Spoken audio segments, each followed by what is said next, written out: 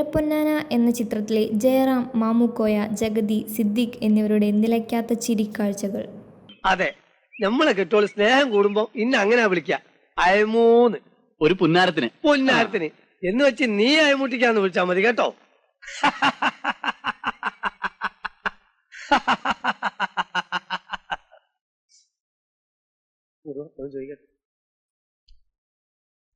എന്തോ മൂപ്പരെ കണ്ണും മോറും കണ്ടിട്ട് ഒരു പിടുത്തം കിട്ടുന്നില്ല. എന്ത് പിടുത്തം കിട്ടുന്നില്ല? വിശ്വാസം വരില്ലാന്ന്. അങ്ങനെയൊന്നും ഇല്ലെന്നേ, ആള് നല്ല പുള്ളിയാ. അല്ല, ജയിൽ പുള്ളിയോ? ജയിൽ പുള്ളി ഒന്നും അല്ല, നല്ല മനുഷ്യനാന്ന് പറഞ്ഞതാ. ഞമ്മളെ പോലെ. അതെ അതെ. അയമുട്ടിക്ക സാറിനെ കുറിച്ച് പറയായിരുന്നു, അങ്ങ് ഇഷ്ടമായിന്ന്. അയമുട്ടിക്ക നല്ല മനുഷ്യനാ, നല്ല ഉണക്കക്കൊപ്ര പോലത്തെ മുഖ അല്ല മനസ്സാ. മതിയടേ മോസ്തുതി. എവിടെ ഇപ്പൊ അഹന അച്ചു വരുന്നടോ?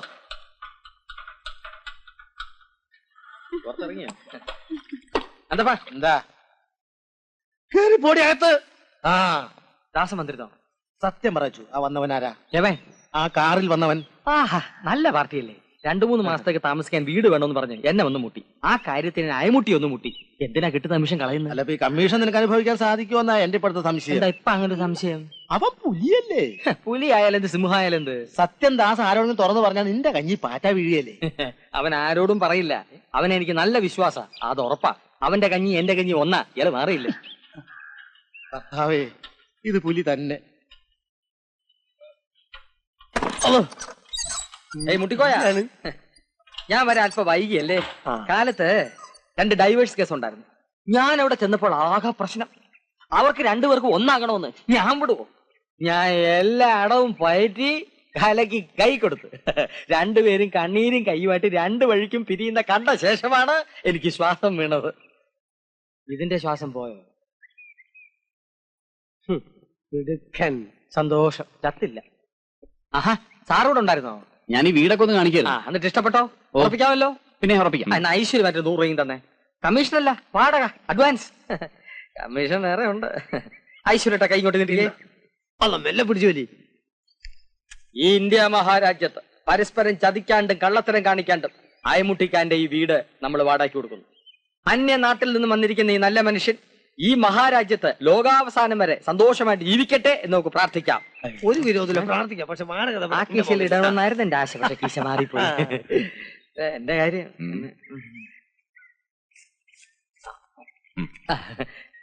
2 രൂപയെ.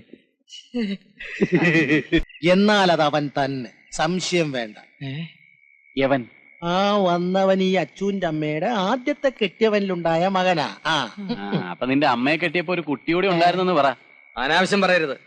അമ്മ വീട്ടിൽ വന്നതിന്റെ 4-ാം മാസം തന്നെ പ്രസവിച്ചു. പാവം, എന്റെ അച്ഛൻ പോലും അപ്പോഴാണ് അറിയുന്നത്. അച്ഛന്റെ വീട്ടിൽ പുറം പണിക്ക് നിർത്തിയിരിക്കുകയായിരുന്നു അമ്മയെ. അവര് തമ്മിൽ അടുത്തു, കല്യാണം കഴിച്ചു. ആകെ കൂടി അച്ഛന് ശ്രീധനം കിട്ടിയത് ആ വീർത്ത വയറ് മാത്രം. അപ്പൊ ആ വീർത്ത വയറാണ് ഇപ്പൊ ഈ വന്നവൻ. അതെ, അതല്ലേ അവൻ എന്റെ അമ്മയെ കാണാൻ വന്നത്. അച്ചുവേ, ഓ, ഇനി നിന്റെ സ്വത്ത് 2ആയി പങ്കുവെക്കേണ്ടി വരുമല്ലോ. എന്തിന് 2ആയിട്ട് പങ്കുവയ്ക്കണം? പങ്കുവയ്ക്കാണ്ടെങ്കിൽ വരട്ടെ. അച്ഛന്റെ തനി സ്വഭാവം നിങ്ങൾക്കാർക്കും അറിഞ്ഞൂടാ. വാശിയുള്ള തന്തയ്ക്ക് എനിക്ക് വേണം. ഞാൻ വരട്ടെ, സ്വത്ത് പങ്കുവെക്കാൻ വരട്ടെ. ഇനി ഇതുപോലെ എത്ര എണ്ണം വരുമെന്ന് ആർക്കറിയാം. അതുകൊണ്ട് തല എട്ടിയിട്ട് മതി. തല എണ്ണലല്ല, തല കൊയ്യലായിരിക്കും ഇവിടെ നടക്കുന്നത്. വേണ്ട, ഇപ്പൊ തന്നെ ഞാൻ പോയി കൊയ്യാം. പുകഞ്ഞ കൊള്ളി ഞാൻ അടങ്ങിയില്ല. 10 ഉയർത്തിപ്പോയി, ഇനി കൊത്താതെ താഴില്ല. എന്നെ വീട്. അയ്യോ, അവൻ കൊത്തുമെന്ന് പറഞ്ഞാൽ കൊത്തും. ഇവനെന്തിനാ ഇവിടെ വന്നിരിക്കുന്ന?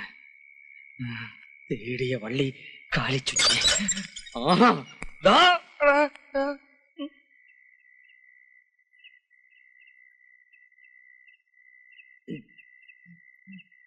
എന്തിനാ ഇവിടെ വന്നിരിക്കണേ? വീട് മാറിപ്പോയിരിക്കും. ഇതെന്റെ വീടാ. അതറിഞ്ഞുകൊണ്ട് തന്നെ എവിടെ ഇരിക്കുന്നത്. അത് ശരി. അപ്പൊ എല്ലാം ഉദ്ദേശിച്ച് ഉറപ്പിച്ചുകൊണ്ട് തന്നെയാണ് വന്നിരിക്കുന്നല്ലേ? അതെ, എനിക്ക് ചില ഉദ്ദേശങ്ങളൊക്കെ ഉണ്ട്. അത് സാധിക്കുന്നവരെ ഞാൻ ഇവിടെ തന്നെ കാണും. ഇവിടെ തന്നെ കാണും. വാതിൽ വർക്ക്, എനിക്കൊന്ന് ഉറങ്ങണം. ഉറങ്ങാനോ? ആ, വാതിൽ വർക്ക്. തല മണ്ണ് തിന്നും. എന്നെ 1-ാം പ്രതി ആക്കരുത്. മണ്ണൊക്കെ നമുക്ക് പിന്നെ തിന്നാം. വാതിൽ തുറക്കുന്നോ അതോ ഞാൻ ചവിട്ടി പൊളിക്കണം? വാതില് തുറക്കാം. ഞാൻ തുറക്കാൻ പോവുമായിരുന്നു. തുറന്നു. ഞാനൊന്ന് ഉറങ്ങട്ടെ. Good night. ഇന്നെ ഉറക്കാം. പട്ടി bag. Thank you. Good night. ഉറക്കാവിടെ. ഞാനിതാരോട് പറയും? എന്റെ ദൈവമേ.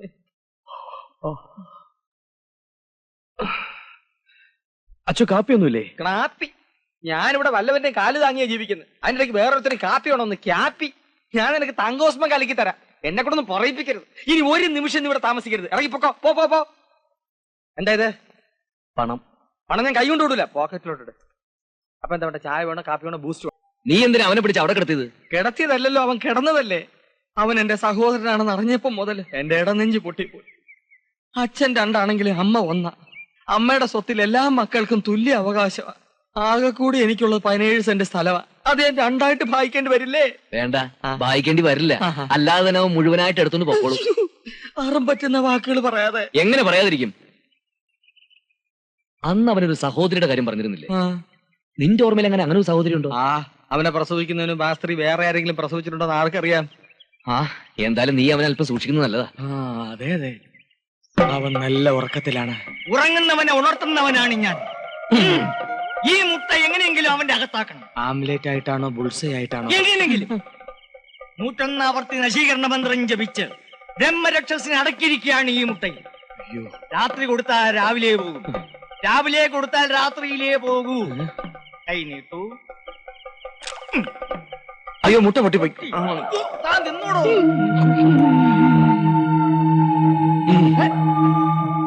ഞാൻ പോവാ.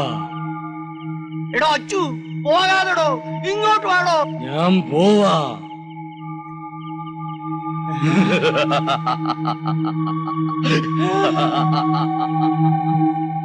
ഓം ഹ്രീം സ്വാഹ, ഓം സ്വാഹ.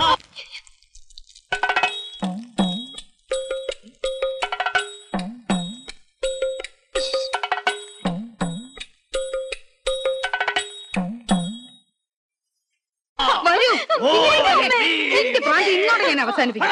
വരൂ, അങ്ങോട്ട് കെട്ടുപണിക്കരെ എന്നെ ചതിക്കാനാ. ശൈവഭൂതങ്ങളെയും അവരുടെ മരുമക്കളെയും ഞാൻ കെട്ടിയ ഈ ഉറുക്ക് ധൈര്യത്തിലെ കയ്യിൽ കെട്ട്. ഇനി ഒരുത്തന്റെ ചിന്തകളും ഇവളെ ബാധിക്കുകയില്ല. സകല ബാധകളും ഒഴിഞ്ഞു മറഞ്ഞു പോകും. ഓം ഹ്രീം ക്ലീം സ്വാഹ. ഒരു ചെമ്പ് ശുദ്ധമായ ജലം കൊണ്ടുവരൂ.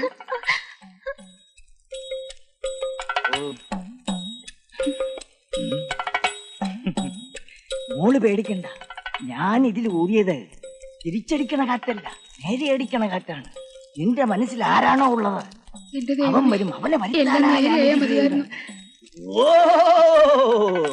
ഓം കൊണ്ടാ.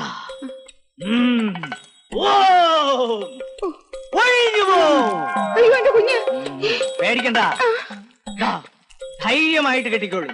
കെട്ടിത്തീരുന്നവരെ കുട്ടി അറിയൂല. തൊട്ടുഴിയാടാതെ കെട്ടു. തൊട്ടുഴിയാടാതെ കെട്ടാൻ തിരിഞ്ഞു നോക്കരുത്. എവിടെയാ കെട്ടണ്ടേ? തിരിഞ്ഞു നോക്കരുത്. തൊട്ടുഴിയാടാതെ കെട്ടു. എങ്ങനെയായാലും പണിക്കരുടെ ഇത്തവണത്തെ മന്ത്രം ഫലിച്ചു എന്നാ തോന്നുന്നത്. ശാന്തി ശാന്തി ശാന്തി. ചേച്ചി, ഈ പണിക്കരുടെ മന്ത്രം ഫലിക്കുമെന്ന് പറയുന്നത് ശരിയാണോ? പിന്നെ ചത്ത കോഴിയെ വരെ ജീവനോടെ പറപ്പിച്ചിട്ടുണ്ടെന്നാ എല്ലാരും പറയുന്നേ. എനിക്ക് തോന്നുന്നു ഇതുവല്ല സൈനൈഡും ആയിരിക്കും. പുലിയുടെ കാര്യത്തിൽ കെട്ടി തൂക്കുന്ന പോലെ. അല്ലടാ, ഇതുവല്ല ബോംബായിരിക്കും. പൊട്ടിത്തെറിക്കുക ചേച്ചി. അങ്ങനെ ഒരു ബോംബും അശ്വതി ചേച്ചിയുടെ ദേഹത്ത് പൊട്ടൂല. മോൻ പേടിക്കണ്ട കേട്ടോ. അതെ, ഇവിടെ ഇവിടെ അല്ല, ഇവിടെ വെച്ചാ ഇവിടെ ഇവിടെ ഇങ്ങോട്ടുണ്ട്. ഇവിടെ അവിടെ തന്നെ വെച്ചാ മതി. ഇവിടെ തന്നെ വെച്ചു. ഇങ്ങോട്ട് അവിടെ അല്ല, ഞാൻ ഇവിടെ വെക്കാനാ പറഞ്ഞു. കുറെ നേരമായല്ലോ അവിടെ വെക്കി ഇവിടെ വെക്കുന്നൊക്കെ പറയാൻ തുടങ്ങിട്ട്. അല്ല, അത് ചൂടാവല്ലേ. ഞാൻ ആദ്യം അപ്പുറത്ത് കഴിയണോ അത് ഇപ്പുറത്ത് കഴിയണോ, എവിടെ കഴിയണോ എന്നുള്ള കൺഫ്യൂഷൻ ആയി പോയി. അതുകൊണ്ടല്ലേ ഇനിയിപ്പോ അവിടെ തന്നെ കഴിയാം. ഇത് അവസാനത്തെ അവസരമാണ്. ഇന്ന് പറഞ്ഞില്ലെങ്കിൽ ഞാൻ എന്റെ ആയുസ്സിൽ പറയലുണ്ടാവില്ല. ഇന്ന് എന്തായാലും പറയണം. ആ രേണു,